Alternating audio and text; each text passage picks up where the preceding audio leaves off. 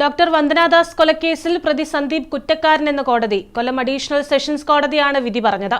ശിക്ഷ മറ്റന്നാൾ വിധിക്കും.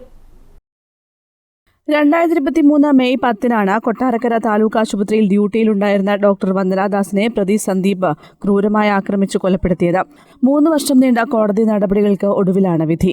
കുടവട്ടൂർ സ്വദേശി സന്ദീപിനെ പുയ്യപ്പള്ളി പോലീസ് വൈദ്യപരിശോധനയ്ക്കായിട്ടാണ് ആശുപത്രിയിൽ എത്തിച്ചത്.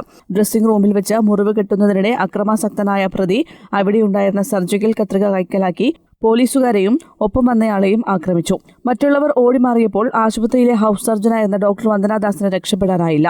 വന്ദനയെ തടഞ്ഞു നിർത്തിയ പ്രതി നെഞ്ചിലും മുതുകിലും കഴുത്തിലുമായി പലതവണ കുത്തിപ്പരിക്കേൽപ്പിച്ചു. അധികം വൈകാതെ മരണം സംഭവിക്കുകയായിരുന്നു. ക്രൂരമായ കൊലപാതകത്തിൽ വിചാരണ നടപടികൾ പൂർത്തിയായതിന് പിന്നാലെയാണ് കൊല്ലം അഡീഷണൽ സെഷൻസ് കോടതി വിധി പറയുന്നത്.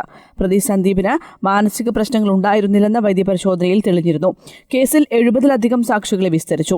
22 തൊണ്ടിമുതലുകളും 207 രേഖകളും ഹാജരാക്കി. Special prosecutor advocate Pratap G പടിക്കലാണ് പ്രോസിക്യൂഷന് വേണ്ടി ഹാജരായത്. കേസിൽ ശിക്ഷ മറ്റന്നാൾ വിധിക്കും. News desk, Kannur vision.